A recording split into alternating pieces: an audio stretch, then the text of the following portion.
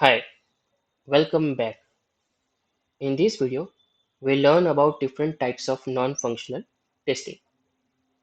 Non-functional testing is a type of testing in which we check non-functional parameters like performance, compatibility, security, and so on. Okay, so let's understand different types of non-functional testing. Performance testing. As the name suggests, it is done to check the performance of the system. There are different types of performance testing. Let's look at it one by one. Load testing. In load testing, we evaluate the application's performance under expected load conditions to ensure that it can handle the anticipated number of users and transactions. Okay, let's take an example of a website like Amazon or Flipkart. Okay, on a normal day, we know that the load on the application on the website is about 1,000 users, but when they provide a special discount on any particular day, they can expect a load about 5,000 users. That is, the number of users increases 5 times. Okay, so this change in usage needs to be tested.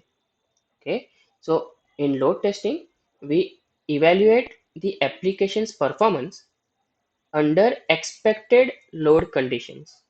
So when the load on the system is normal, then also the system should work.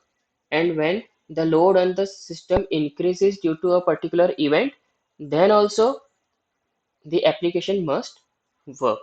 Okay. So when we test these kind of things, then it is called as load testing. Now let us understand about stress testing.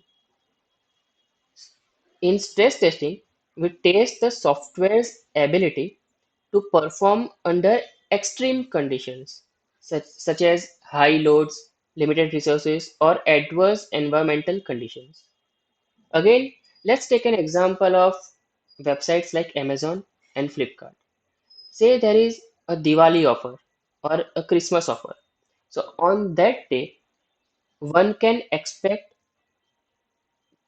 a higher number of volume on the website.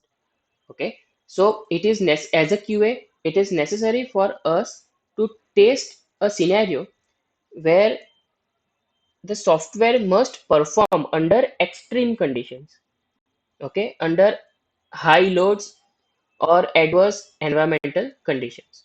So here in the case of Amazon or Flipkart, what we'll check that if the number of users on the website increases exponentially or beyond imagination, then the system should work as expected and it should not get crashed. Okay. So what is the difference between load testing and stress testing? In load testing, our primarily focus is on assessing the system's performance under expected, normal, or anticipated load conditions. The goal is to determine whether the system can handle the expected volume of users, transactions, or data without significant performance degradation.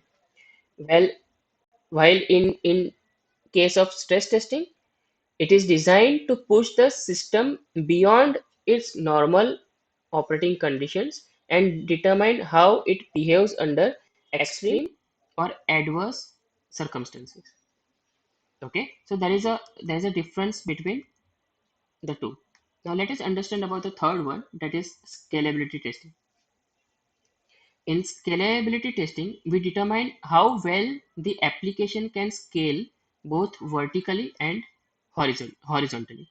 Now here, you won't be able to understand the technical term that is vertically and horizontally, but as a tester, just make sure that no matter what load or stress test we do, the system must work as expected and the performance should not go down.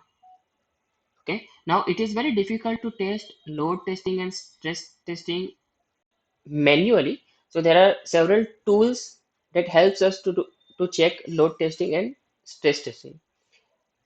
In this course, We won't be telling you about different kind of tools for load testing and stress testing, but as of now, you should only understand that this is the responsibility of the QA to check load testing and stress testing. Okay, so I hope you have understood about performance testing. I'll see you in the next lecture. Thank you.